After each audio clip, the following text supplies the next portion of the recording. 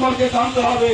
আপনারা আজকে হিংসার বশীভূত হয়ে যে কথাগুলো বলছেন, আমি এদেশের ছাত্র সমাজকে, শিক্ষিত মানুষকে জানিয়ে দিতে চাই, আপনারা লেখাপড়া করেন। যে অরাজকতা সৃষ্টি করেছে, এদেশের স্বাধীনতাকামী মানুষ ছিল, তাদেরকে আজও সম্মানিত করা হচ্ছে। সেদেশের মানুষকে উচ্চ শিক্ষার জন্য সমস্ত পুরা সিস্টেম এখনো চালু আছে। আপনারা লেখাপড়া করেন, আপনারা বইপত্র পড়েন, জানেন পুরো দলের প্রতি সহানুভূতি দাঁড়িয়ে তাদের সাহায্য করার জন্য ছাত্র সমাজকে আজকে পথে দিয়েছে। আমরা চাই ছাত্র সমাজ লেখাপড়া করুন, তারা লেখাপড়া করে আজকে দেশের উন্নয়নমূলক কাজ করবে।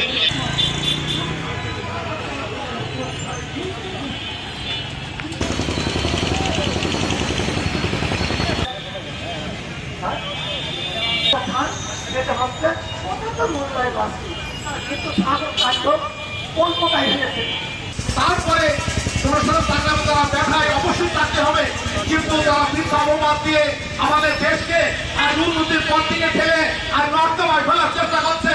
আমরা জীবিত থাকা অবস্থায় আমরা তীব্র প্রতিবাদ জানাই, আমরা তীব্র প্রতিবাদ জানাচ্ছি। যারা আমাদের দেশকে রক্ষা করছে, যারা আমাদের দেশকে অবক্ষতি রাখছে, তাদের জন্য প্রতিবাদ জানাচ্ছি। তারা হুঁশিয়ার হয়ে যাও, আমরা এখন বেঁচে আছি। একাত্তরে হাতিয়ার অতীতের সকল কিছু চিন্তা করে এটা মানতেই হবে।